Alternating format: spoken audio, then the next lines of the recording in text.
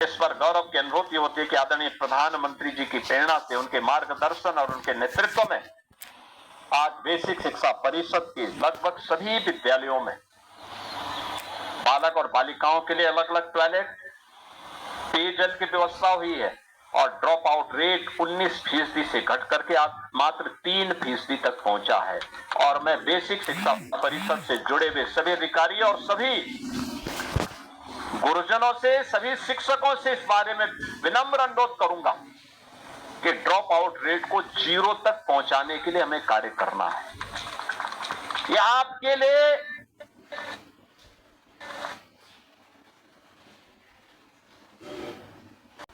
आप अन्यों को इसका उदाहरण दे सकते हैं और ये बेसिक शिक्षा विभाग की ये सक्सेस स्टोरी होगी। जितना पैसा दिया गया है, याद रखना उत्तर प्रदेश में हम स्कूली शिक्षा पर 80,000 करोड़ रुपए से अधिक की राशि खर्च करते हैं। 80,000 करोड़ रुपए से अधिक की राशि। इसका रिजल्ट आना चाहिए। ये पैसा इसलिए दिया जाता है जिससे परिणाम सामने आए और परिणाम के वाहक आप शिक्षक गण हैं, बेसिक शिक्षा विभाग के अधिकारी गण हैं। आपने मेहनत की, सरकार आपके साथ खड़ी हुई।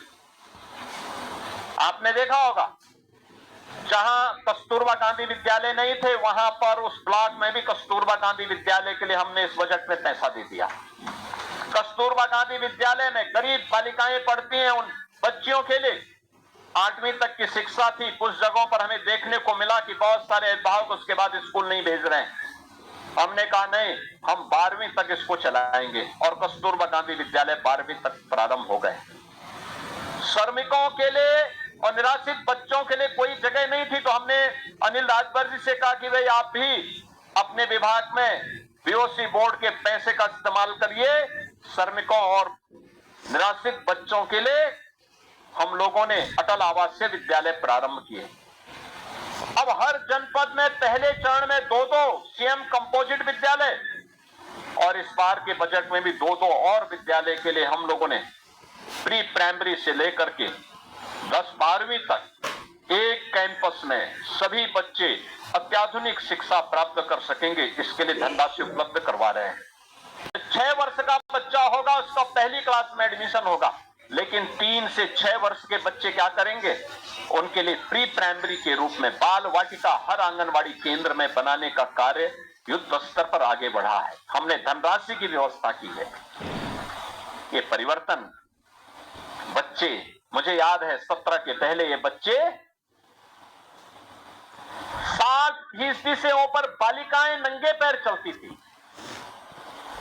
बदन में सर्दी हो, बालकों की भी स्थिति कमोवेश यही थी। और आज मैं कह सकता हूं बेसिक शिक्षा परिषद में पढ़ने वाले हर बच्चे के लिए ये डबल इंजन की सरकार ने साल में 2 uniform, bag, book, shoes, socks, sweater, ये सारी सुविधाएं फ्री में उपलब्ध करवाई है। ये एडमिशन की प्रक्रिया जैसे प्रारंभ होगी 15 अप्रैल के बाद पहले चरण में और 15 जुलाई के बाद दूसरे चरण में उन बच्चों के डीबीटी के माध्यम से सारी धनराशि उनके अभिभावक के खाते में भेजी जाएगी। लेकिन हमारे शिक्षकों का दायित्व बनता है कि हम हर अभिभावक के साथ संवाद बनाएं और संवाद बना करके हम ये व्यवस्था सुनिश्चित करें कि वे अभिभावक अपने बच्चों के लिए यूनिफॉर्म जरूर बना लें, बैग ले लें, उनके लिए बुक्स बैग बुक्स तो उपलब्ध करवाया जा रहा है, लेकिन जूता, मोजा, ये सभी यूनिफॉर्म और सर्दियों में स्वेटर जरूर खरीदें। याद रखना, हम लोग जब बनाते थे तो 800-900 रुपए में हमारा ये बन जाता था। आज हम 1200 रुपया हर अभिभावक के पास भेज रहे हैं। और मेरी अनुरोध होगा कि शिक्षकों का दायित्व बनता है कि सारे बच्चे अपने यूनिफॉर्म में आए, उनको बताना पड़ेगा। याद रखना, ये सौभाग्य सबको प्राप्त नहीं होता है कि देश के भविष्य को गढ़ने का, उसको तराशने का जिम्मेदारी जो ईश्वर ने आपको दी है, उस दायित्व का ईमानदारी पूर्वक निर्वहन करेंगे तो आप लोग का जीवन भी यशस्वी होगा। और ये बच्चे जब आगे बढ़ेंगे तो आपको स्मरण करते हुए आपको सदैव सम्मान देंगे। हम लोग आज भी जिन शिक्षकों ने हमें बचपन में पढ़ाया था, मैं कभी मुझसे मिलते हैं तो मैं आज भी उनका पैर छूता हूं, आज भी मैं पैर छूता हूं। मैं ये नहीं बोलता कि मैं सन्यासी हूं, मैं नहीं छूंगा, नहीं, मेरे गुरुजन थे, मैं उनका आज भी। मुझे बहुत अच्छा लगा, मैं एक दिन पढ़ रहा था कि चित्रकूट के जिलाधिकारी ने अपने बच्चे का एडमिशन आंगनबाड़ी केंद्र में करवाया है। आप भी तो कर सकते हैं, जहां आप पढ़ा रहे हैं अपने बच्चे को वहीं लेके जाइए। जब बच्चा आपका वहां पढ़ेगा और एक स्वस्थ प्रतिस्पर्धा आगे बढ़ेगी। हमें बेसिक शिक्षा परिषद के विद्यालयों को जब सरकार संसाधन उपलब्ध करवा रही है, उसको भी हमें इस अनुरूप बनाना है कि वह भी किसी कॉन्वेंट और किसी पब्लिक स्कूल के साथ ही केंद्रीय विद्यालय की तर्ज पर वह भी कार्य कर सके। और इसी के लिए हम लोगों ने अपने स्तर पर एक प्रयास किया है। बेटी के लिए जन्म लेने से लेकर के, बेटी जन्म लेगी, मुख्यमंत्री कन्या सुमंगला योजना से हमने आच्छादित किया, उसके नाम पे पैसा जाएगा। बेटी 1 वर्ष की होगी और सभी प्रकार के टीका उस पे लग गए, फिर उसके अकाउंट में पैसा जाएगा। बेटी 5 वर्ष की हुई और पहली क्लास में एडमिशन ले रही है तो भी उसके अकाउंट में पैसा जाएगा।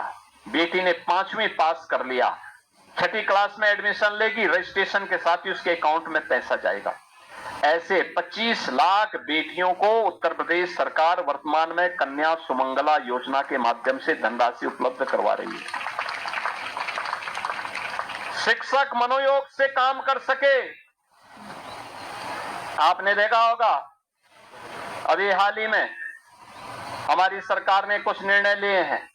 अनुदेशकों को 17,000 रुपए का मानदेय, शिक्षा मित्रों को 18,000 रुपए का मानदेय इसी महीने से हम लागू करने जा रहे हैं। शिक्षक हो, शिक्षा मित्र हो, रसोईया हो या फिर अनुदेशक, इन सभी को हम लोगों ने व्यवस्था की है 5 लाख रुपए की कैशलेस स्वास्थ्य की सुविधा उपलब्ध करवाने के लिए सरकार उसमें योगदान कर रही है।